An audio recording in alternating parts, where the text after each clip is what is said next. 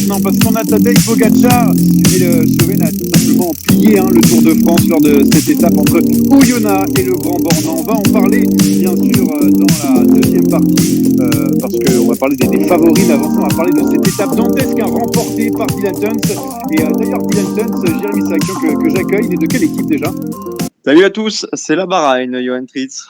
C'est la Bahreïn évidemment. Rémi Dos Santos aussi est avec moi. Bonsoir Johan, bonsoir à tous. Gros Guy, comme tu me l'as dit tout à l'heure hors antenne, on aura aussi les paris bien sûr à la fin pour la deuxième étape alpestre. On va pas parler du gagnant à la fin de ce Tour de France. Bon, peut-être que vous allez me dire que c'est pas plié. Moi, j'y crois pas trop. On va passer tout de suite au départ pour débriefer cette étape du Tour de France, chaotique, pluvieuse, mais surtout avec très peu de suspense sur la fin de ce Tour de France. Une étape remportée par Dylan Teuns qui avait déjà gagné sur le Tour de France à la planche des belles filles avec Giulio Ciccone qui l'accompagnait, qui avait pris le maillot jaune à un certain Julien Alaphilippe. C'était en 2019. En attendant, belle victoire du Belge de la Bahreïn qui continue de gagner. Je ne sais pas ce que tu en penses. 2 victoires de suite, Jérémy. Je sais que tu as beaucoup de choses à dire. Avant qu'on parle de Pogačar et des favoris, d'abord un petit mot sur la Bahreïn. La Bahreïn victorieuse, sans faire de jeu de mots sur le nom de l'équipe. Joli. Écoute, on a eu, comme on le disait hier, on a eu du Caruso sur le Giro, on a eu du Padoun sur le Dauphiné. Aujourd'hui, c'est la suite logique. On a vu aussi un bon Mohoric, un bon Colbrelli qui s'est placé pour le maillot vert. Bon, ben voilà, l'équipe marche bien, pas plus de commentaires que ça. Bravo à eux, ce sont les seuls à rivaliser en haute montagne avec Pogačar, même si Dylan Teuns, pour le coup, avait pris un petit peu d'avance. Mais c'est une équipe qui, cette année, gagne beaucoup, effectivement. Ouais, avec la victoire de Mohoric la veille et celle de Dylan Teuns aujourd'hui, juste devant Ion Izagirre et Michael Woods qui sont sur le podium avec une 4e place de Pogačar. On en parlera juste après plutôt, parce que je voudrais quand même avoir un petit mot de Rémi Dos Santos sur l'étape du jour qui a été spéciale, vraiment spéciale, parce qu'on n'avait pas vu ça depuis un petit moment aussi, comme hier d'ailleurs. Ouais, c'est ça, c'est un Tour de France complètement fou. En fait, c'est des classiques d'un jour et on prend tout quand même pour faire un classement général, on a l'impression. On dirait que le peloton roule comme s'il n'y avait pas de lendemain. C'est un peu dingue. Et alors là, aujourd'hui, première étape alpestre, il pleut évidemment en plus, avec la fatigue des 250 bornes de la veille. C'était spécial, chaotique, comme tu l'as dit aussi, illisible, parce qu'il y en avait partout pendant toute la course. C'est bien, c'est extraordinaire. On a pris plaisir à regarder ça. Le problème, il réside dans ce fameux classement général qu'il semble y avoir à la fin de la journée et qui semble déjà plié. On va faire un petit peu l'étape. On va parler du cours de l'étape avec cette échappée qui a du mal à se former, avec des hommes forts devant. Il y avait des Français aussi, Guillaume Martin ou Aurélien Paré-Peintre. On a senti que ça allait se jouer entre les hommes d'échappée qui avaient 5, 6, 7 minutes d'avance. Et même, on se demandait si Kragh Andersen ne pouvait pas prendre le maillot jaune à Van Der Poel qui a craqué assez rapidement dans cette étape. Et puis, on a eu cette attaque de Tadej Pogačar dans l'avant-dernière ascension du jour. Alors, derrière, Carapace a réussi à suivre les quelques secondes, puis une deuxième attaque de Pogačar et c'est terminé. Plus personne n'a pu suivre le Slovène. Est-ce qu'on s'attendait, après l'étape d'hier où il a été un petit peu esselé, à ce que Pogačar attaque de sitôt dans ce Tour de France il avait déjà de l'avance? Pourquoi attaquer dès aujourd'hui et surtout de très très loin? Il a pris des risques, gagnant certes, mais on a le droit d'être surpris en tout cas par cette attaque de Tadej Pogačar. Le simple fait que tu poses la question, Johan, ça prouve qu'on ne s'y attendait pas. Hier, lors du tour de table sur les pronos, on s'imaginait tous voir ce soir Wout van Aert en jaune. Il en est rien. Moi, j'ai pas souvenir d'une telle domination au cours d'une étape d'un leader du classement général depuis peut-être Pantani aux Deux Alpes en 98. Parce que même Armstrong, dans les grandes années comme ça, si tôt sur la première étape du Tour, avec même pas un col hors catégorie, j'ai pas forcément souvenir. Contador à Verbier, c'était pas dans cette échelle. Froome à la Pierre Saint-Martin non plus. Non, il a fait un festival, personne ne s'y attendait. Alors qu'il passe à l'attaque, pourquoi pas, qu'il écrase la course comme ça. Oui, ça me rappelle peut-être un petit peu Landis aussi, mais bon, ça s'est terminé comme on le sait. Donc non, c'est un chef-d'œuvre de Pogačar. Ouais, Tadej Pogačar qui a eu quand même pas mal d'avance sur cette étape. Il est arrivé dans le même temps que Michael Woods et Ion Izagirre à une quarantaine de secondes de Dylan Teuns. C'est derrière le groupe des favoris était à 4 minutes, le groupe des favoris où il y avait notamment Jonas Vingegaard, Lutsenko, Enric Mas, Carapaz, Uran, David Gaudu, Peyo Bilbao, Kelderman et O'Connor notamment. On a eu aussi une belle résistance de Wout van Aert qui est deuxième du général. Mais avant de parler des autres favoris, Rémi, toi aussi, quand tu vois cette puissance incroyable de Tadej Pogačar, tu te dis que ça y est, le tour est plié. Oui, le tour il est plié, c'est terminé. Enfin, personne va aller chercher. Là, on regarde le classement. Van Aert, il est à une 30 ou quelque chose comme ça. On sait qu'il ira pas le chercher. On l'a vu, il a touché ses limites en haute montagne. Derrière, c'est Lutsenko. Lutsenko, c'est pareil, c'est pas un très grand grimpeur, en tout cas pas du niveau de Pogačar. Donc, il faut descendre à la 4e place. C'est Carapaz. Il est déjà à plus de 4 minutes, presque 5. Il ira pas chercher 5 minutes, Richard Carapaz, faut être honnête. Quand il est parti une première fois, qu'il a vu que Carapaz voulait pas le relayer, il a dit bon, d'accord, j'y vais tout seul. Et puis il y allait tout seul. Et on a l'impression que Carapaz va rentrer. Puis 500 mètres plus loin, il y a déjà une minute d'écart. J'exagère évidemment, mais et après il a remonté tout le monde avec une facilité, c'était indécent. Pascal Chanteur, on l'a entendu dire que c'était normal que quand on est échappé sur une étape de montagne, on se fait souvent reprendre par les leaders du classement général de cette façon, on est épuisé, machin. Il a repris des Simon Yates, des Guillaume Martin, des Ion Izagirre, des Michael Woods. Il est à 10 secondes de Dylan Teuns au sommet de la Colombière. Et s'il va le chercher, il va gagner l'étape. Il se relève sur la fin parce qu'il veut pas prendre de risque dans la descente, mais il est à 2 doigts d'avoir récupéré sur, je sais pas, les 20 km avant la descente vers le Bourdoisan. Le Grand Bornand, pardon. Je m'y perds, moi, je suis pas bon en géographie. Il est pas loin d'avoir repris les 5 minutes de retard qu'il avait. Non, mais c'est incroyable ce qu'a fait Tadej Pogačar.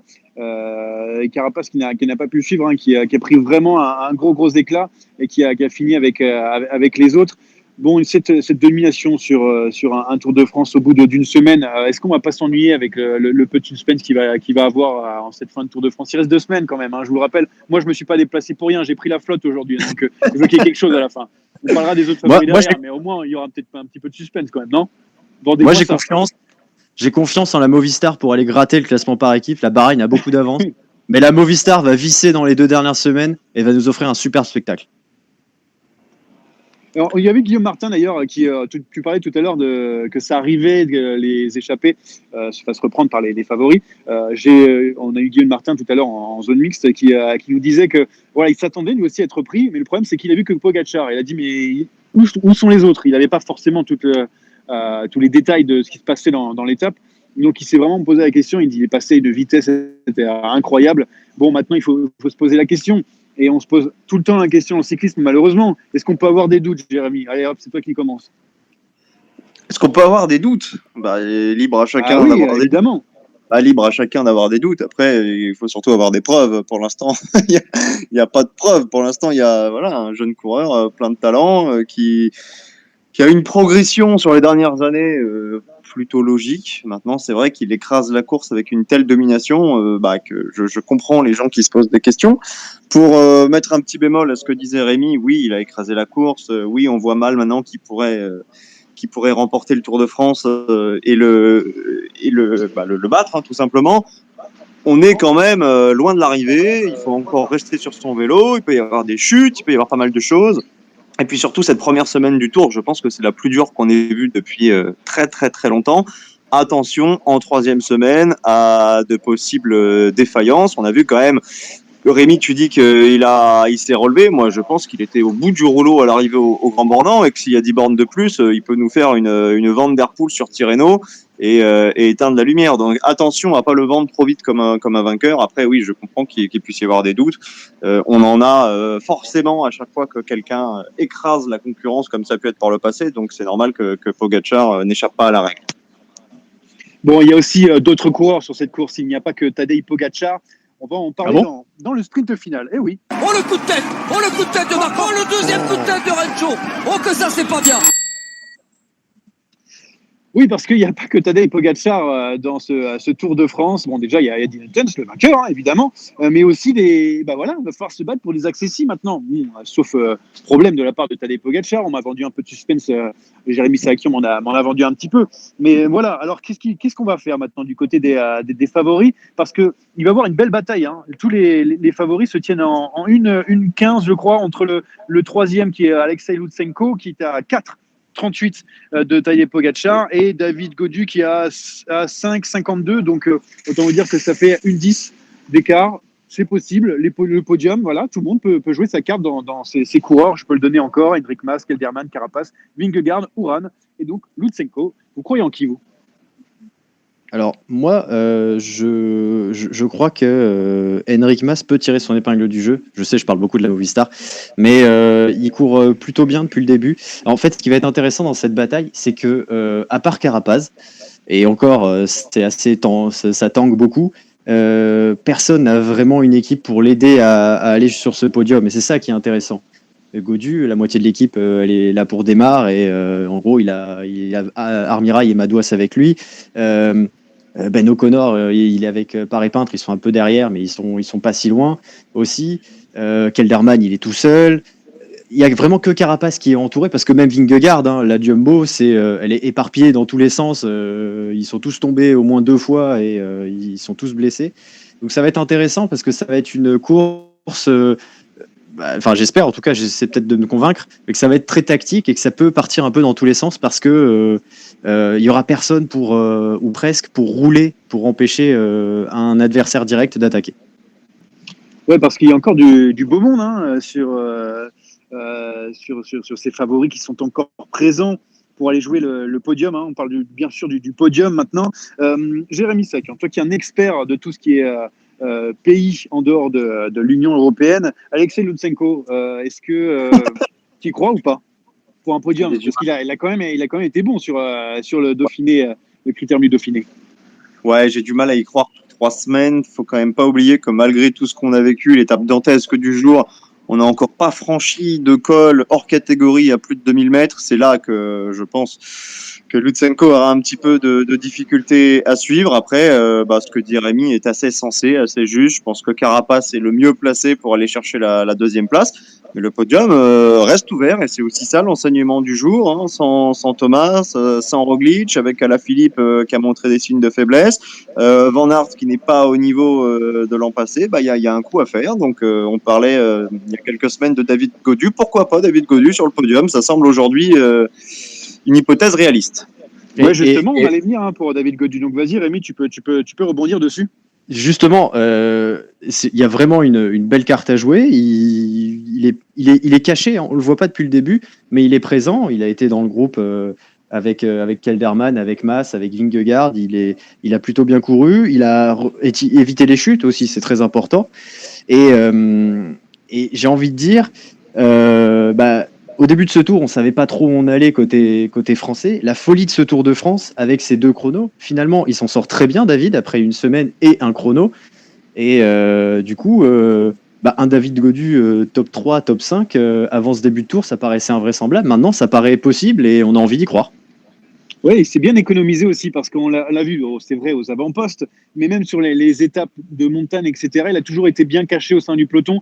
Là, il n'a pas dévoilé sa carte. De toute façon, je pense qu'il n'y avait pas trop l'occasion de le faire face à un Tadej Pogacar, surtout quand on voit Richard Carapaz faire beaucoup d'efforts. Hein. La veille encore, il a tenté de s'échapper. Aujourd'hui, il a tenté de suivre Tadej Pogacar. Donc voilà, il s'économise bien et peut-être que lui aussi va pouvoir faire la différence dans les prochaines étapes et surtout dans les Pyrénées. Mais avant de passer au pari, moi je veux savoir, êtes-vous hype cette course au podium ou alors c'est vraiment parce qu'on a rien d'autre à se mettre sous la dent?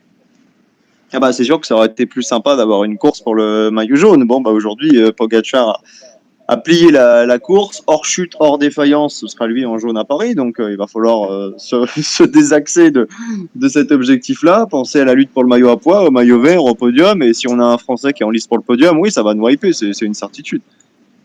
Je suis totalement d'accord. Ouais. Oui, bah, par défaut, évidemment. Tu l'as dit, comme je t'ai dit hors antenne, gros Guy, parce que voilà, le tour est joué hors défaillance ou chute, évidemment.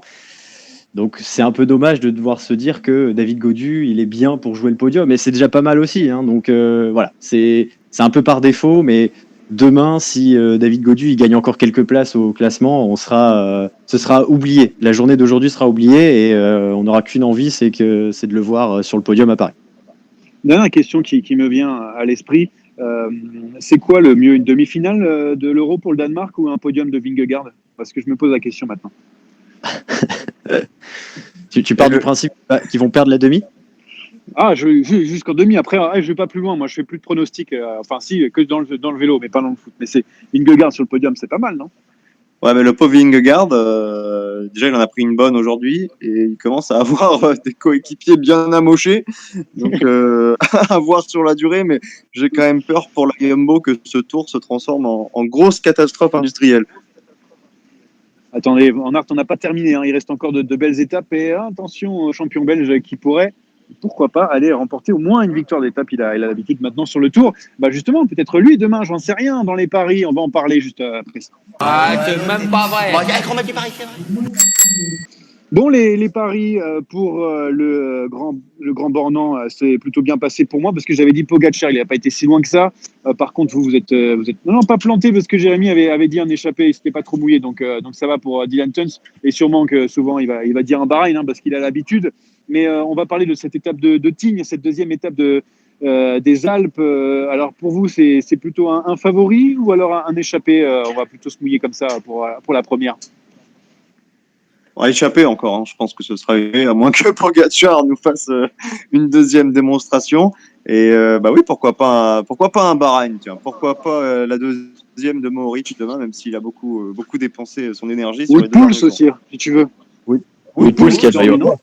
Ou Bilbao, ou qui vous voulez. Oui, parce qu'en plus il y a le maillot à poids qui est à la maison, qu'il va falloir défendre.